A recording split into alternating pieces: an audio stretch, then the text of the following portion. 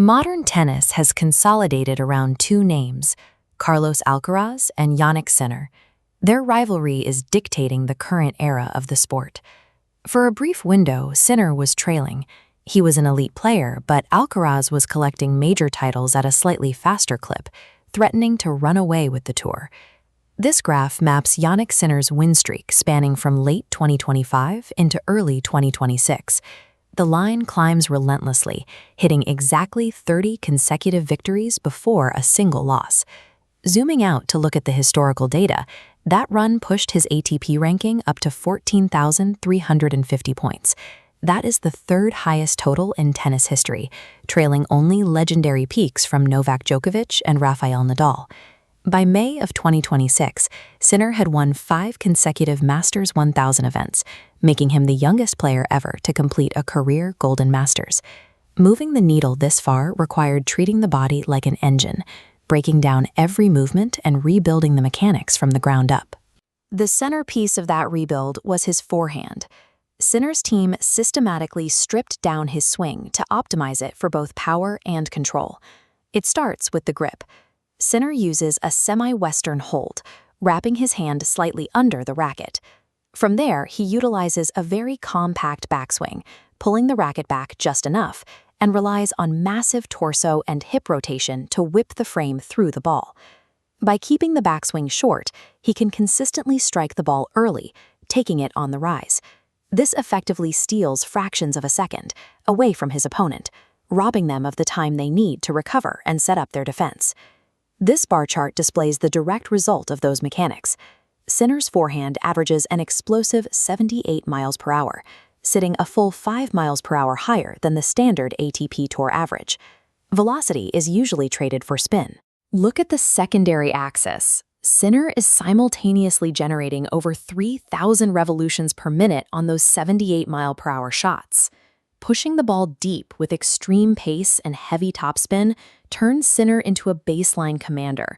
He dictates the geometry of the court because his opponents are constantly pinned back, struggling to handle the sheer weight of his ground strokes.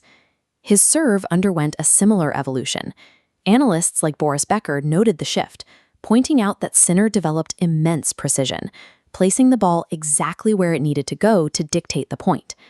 This scatter plot tracks service holds across the ATP Tour. Sinner sits way up here in the extreme upper quadrant, winning 94.3% of his service games in 2026. Typically, you only see numbers that high from towering players who rely entirely on their serve. Now, mapping return games won on the y-axis reveals the anomaly. Sinner is also breaking his opponent's serve in nearly 32% of his return games, pushing him into an entirely isolated corner of the chart. Tennis players usually fall into two categories: big servers who struggle to break, or elite returners who have vulnerable serves. Holding your own serve almost automatically, while breaking your opponent a third of the time, creates a mathematical certainty. Over the course of a long season, the numbers dictate that you are going to win the vast majority of your matches. None of this happened in a vacuum.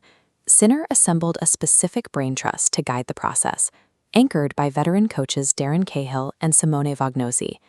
They took a highly skilled shotmaker and rewired his court presence.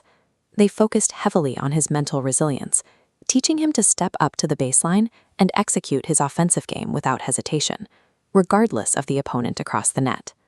The final variable was the hardware in his hand. Leading into the 2026 season, Sinner began secretly experimenting with new racket frames.